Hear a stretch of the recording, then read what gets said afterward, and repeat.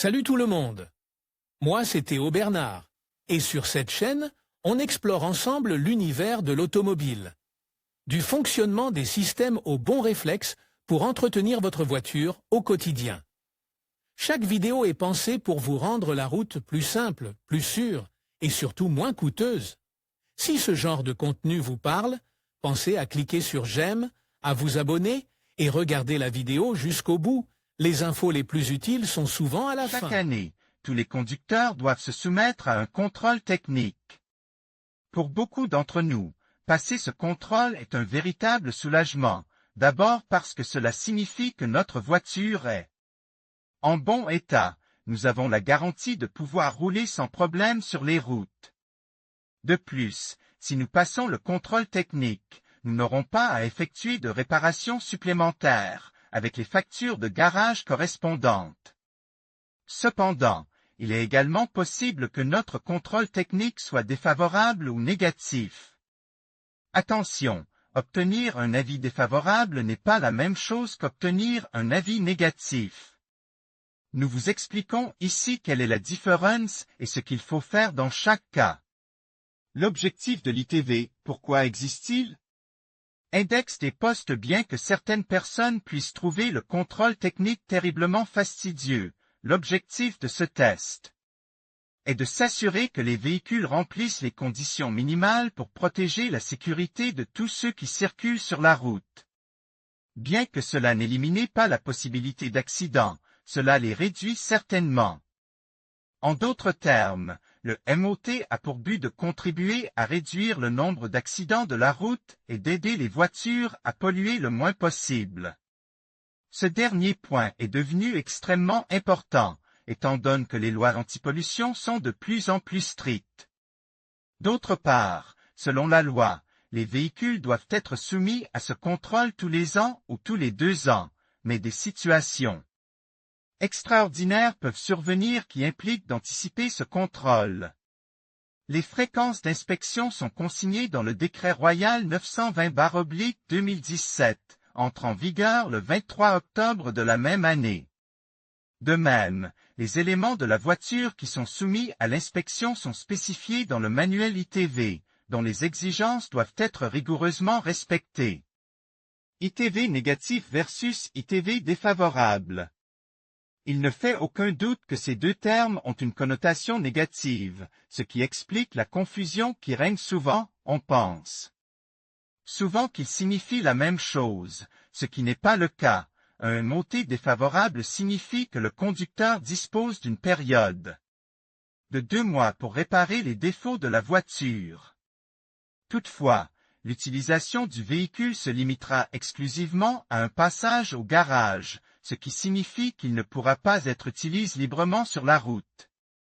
En revanche, un ITV négatif nous place dans une situation encore plus grave. Le véhicule doit se rendre à l'atelier, mais ne peut pas être conduit par son propriétaire jusqu'au lieu de réparation.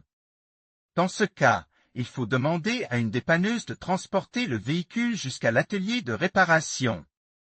Une fois le véhicule dans l'atelier, il sera réparé et inspecté à nouveau. Notez que les réparations doivent être effectuées dans un délai limite, qui est déterminé par l'inspecteur qui contrôle votre véhicule. MOT défavorable, pourquoi cela peut-il arriver? Il existe de nombreuses raisons pour lesquelles le contrôle peut être défavorable, mais certains défauts reviennent plus souvent que d'autres. Par exemple, les erreurs d'éclairage et de signalisation sont les plus fréquentes.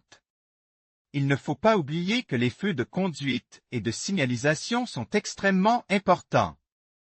Si l'un des feux de croisement ne fonctionne pas, la voiture ne sera pas bien notée. La bonne nouvelle, c'est qu'il s'agit de petits problèmes qui peuvent être résolus rapidement et à peu de frais. De même, un autre synonyme d'évaluation défavorable est souvent le rétroviseur casse. Nous ne pouvons pas conduire légalement avec ce problème. D'autre part, si nous avons des problèmes avec les amortisseurs, nous pouvons également obtenir un MOT défavorable, car le bon fonctionnement des amortisseurs est lié au bon freinage du véhicule. Ce facteur se retrouve le plus souvent dans les voitures plus anciennes et étroitement lié à la sécurité du véhicule. Il faut également tenir compte d'une mauvaise lubrification, qui n'est pas non plus approuvée par le MOT. Il est extrêmement important que le moteur reçoive la bonne quantité d'huile dans ses parties mobiles, car une mauvaise lubrification peut entraîner des frottements dans le moteur, ce qui peut conduire à une surchauffe. Nous vous recommandons de tenir compte de ces facteurs. Les meilleures offres de location pour les indépendants. Obtenez une nouvelle voiture pour la première fois avec notre leasing site. Arona 1.0 TSI Style XL à partir de 289 € au mois et TVA incluse. Plus d'informations. Kia Stonic 1.0 TGDI MEV Business à partir de 306 € au mois et TVA incluse. Plus d'informations. Nissan Qashqai DIGT 103 kW MHEV 12 VN Connecta à partir de 357 € au mois et TVA incluse. Plus d'informations. Quand dois-je passer le contrôle technique? Est-ce la même chose pour tout le monde? Toutes les voitures doivent-elles passer le même contrôle technique et le délai est-il le même pour tous les véhicules? La réponse dépend du type de voiture que vous possédez. Par exemple, les cyclomoteurs à 2 roues de moins de 3 ans sont exempts du contrôle, alors que tous les autres véhicules doivent passer le contrôle tous les 2 ans. Il en va de même pour les motos, les cyclomoteurs ou les véhicules à 3 roues. S'ils ont moins de 4 ans, ils sont exempts. Mais s'ils ont plus de 4 ans, ils doivent subir le contrôle tous les 2 ans. Les voitures les plus courantes, comme les voitures particulières, restent exemptées jusqu'à ce qu'elles aient 4 ans. Toutefois, si la voiture a plus de 10 ans, elle doit être testée tous les ans. Avant d'atteindre une décennie, elle devra subir un contrôle technique tous les 2 ans, comme c'est le cas pour les véhicules mentionnés ci-dessus. La loi interdit de conduire avec un hashtag ITV expire. Cela signifie 200 € avec un MOT expire ou des défauts défavorables. 500 € avec un MOT négatif. Et, s'il n'est pas en vigueur, l'assurance ne répondra pas en cas d'accident. https://t. Co OAU 7 PQVBO3 PIC. Twitter. Comme JSLBN 3 VAK0, dire. Graal. Trafico, @DGT, 16 juin 2019. Le cas des camionnettes et des véhicules lourds. Les camionnettes et camions de 3500 kg doivent passer le test tous les 6 mois s'ils ont déjà 10 ans. En revanche, ils seront inspectés annuellement s'ils ont entre 6 et 10 ans. Ils sont exempts pendant les premières années suivant leur achat, mais doivent passer le test tous les 2 ans après 2 ans. Les inspections deviennent également plus rigoureuses pour les poids lourds de plus de 3500 kg. S'ils sont en circulation depuis plus de 10 ans, ils doivent passer le test tous les 6 mois. En revanche, s'ils ont moins de 10 ans, ils doivent être inspectés tous les ans. Comme vous pouvez le constater, le but de l'ITV est de garantir, dans une certaine mesure, la sécurité des conducteurs et de la route. Pour réussir l'ITV avec une bonne note, il est conseillé d'être attentif aux éventuels défauts du véhicule.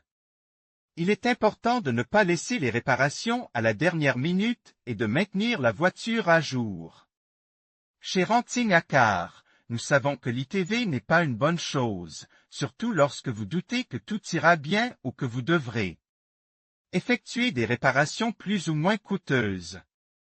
C'est pourquoi nous vous aidons à ne pas vous soucier du contrôle technique, car avec une voiture de leasing, le contrôle technique, ainsi que l'assurance, l'entretien, les réparations et les visites au garage pour les pannes sont inclus dans le paiement mensuel du leasing. En conclusion, bien que les termes mots défavorables et mots négatifs puissent sembler similaires, ils portent des nuances distinctes. Un mot défavorable exprime une opinion ou un jugement critique sans nécessairement être péjoratif, tandis qu'un mot négatif véhicule une connotation plus forte et souvent hostile. Comprendre cette différence peut enrichir notre communication et nous aider à choisir nos mots avec soin. Merci de votre attention et à bientôt pour d'autres explorations linguistiques.